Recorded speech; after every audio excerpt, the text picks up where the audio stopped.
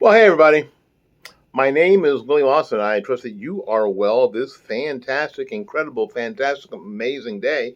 Um, this is the Saxophone Factory, and we are in the flute department. We are working on the Rubank Elementary Method for Flute, uh, and this is lesson 14. 14. For all my students who are on lesson 14, this is 14. Hopefully, I will have labeled it correctly and a title, and that way you'll know. I'm working with the camera angle so you guys can see my hands. I'm playing because it's really hard when you just see my face. Uh, it's not bad. I'm not that hard to look at, but anyway, it's a little easier when you can see my fingers. All right, we're going to work on lesson 14. Lesson 14 has about 9 things at the top. The treble clef that we saw, the key signature that we saw. We have a B flat and a key signature. F key signature with a B flat in it. We have a B flat key signature with a B flat and an E flat in it. We also have a tie. We've already talked about ties. Ties do what? Ties add the note values together. And then we have a slur, which means the first note is articulated and the second note is not, or the tertiary notes are not. And then we have a high F, the high F fingering. Let's go ahead and review that. For high F fingering is 1, we'll call this your index finger on your left hand, 1, and then 3, your ring finger, and 4 is your index finger on your right hand, your pinky, and your thumb for the high F.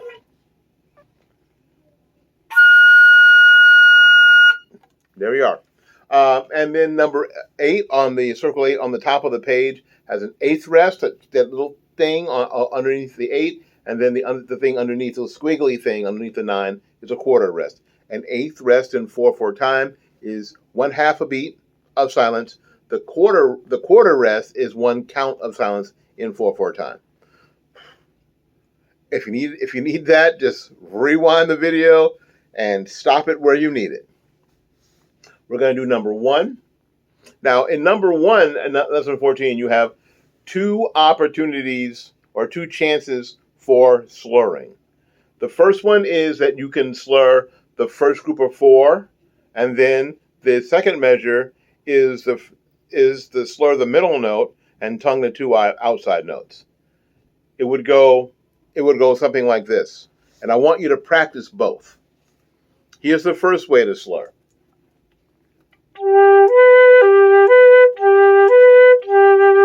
Tia, tia, ta. Got it? The second way is to slur tia, tia, tia, ta. Goes like this.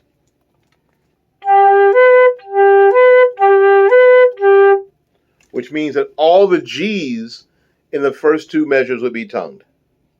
The first way, only the first G and the third and fourth G's are tongued. Tia, tia, ta, ta. Got it? All right. So here's what we're going to do. We're going to play number 1, we're going to play number 1 twice. The first time we're going to play it with the overarching articulation. The second time we're going to play it with the secondary articulation. All right, here we go. Number 1. 1, 2, 3.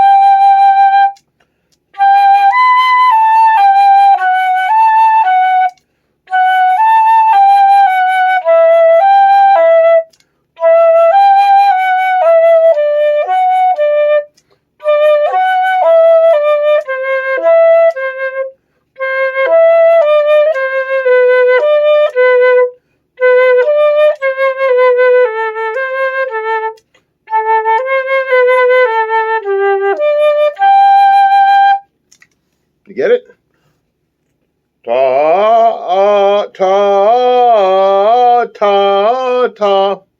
That's the first articulation. That's one we just did. Now we're going to do the secondary articulation, which is ta, ta. Golly, in music you have to say the stupidest things, right? That's what it is. Here we go. Number one, with the secondary articulation. 1, 2, 3.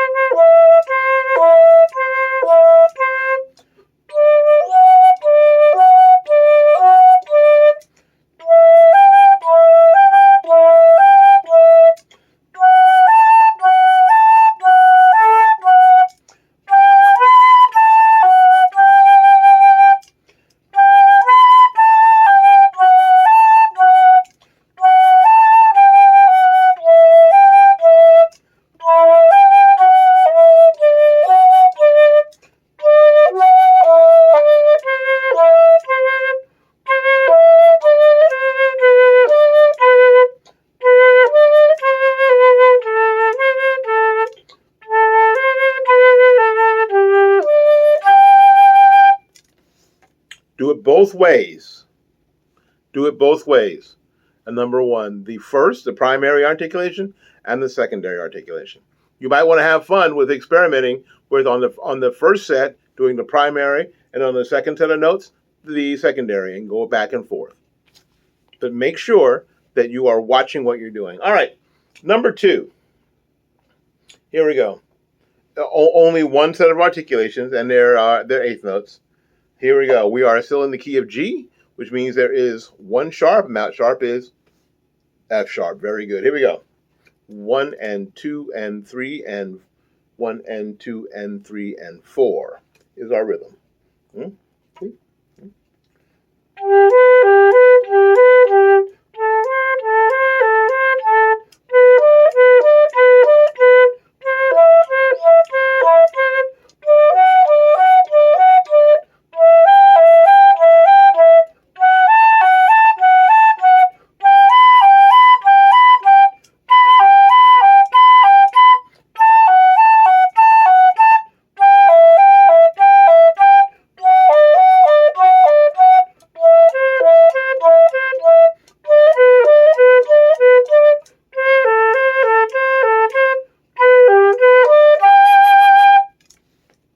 Here we go.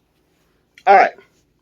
The next thing we're going to do also has a primary and a secondary articulative thing. I tell you what we're going to do. We're going to have a little fun.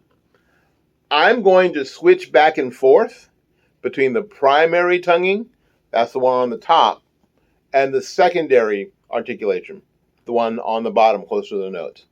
I want you to write in the comments when you think I switched, or if I switched at all.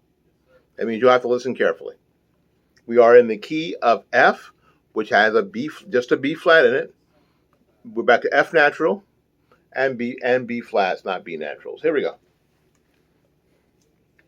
1.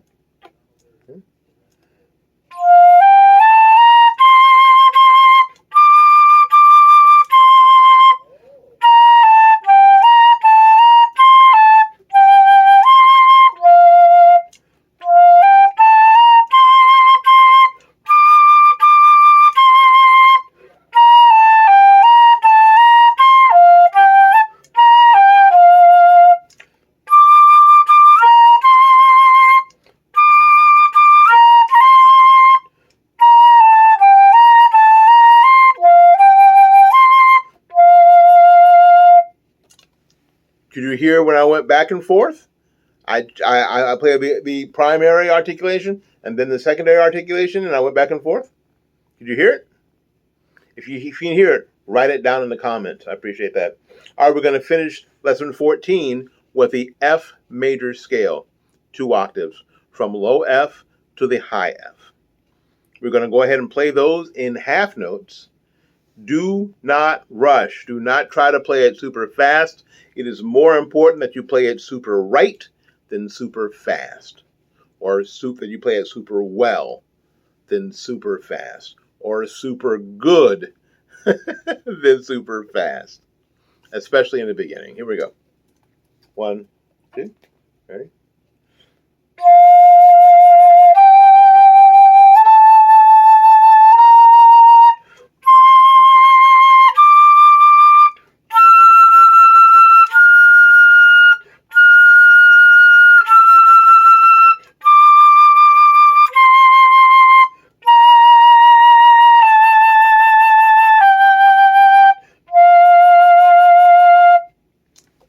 There you go. I said it was going to be 2 octaves, but it's only one octave.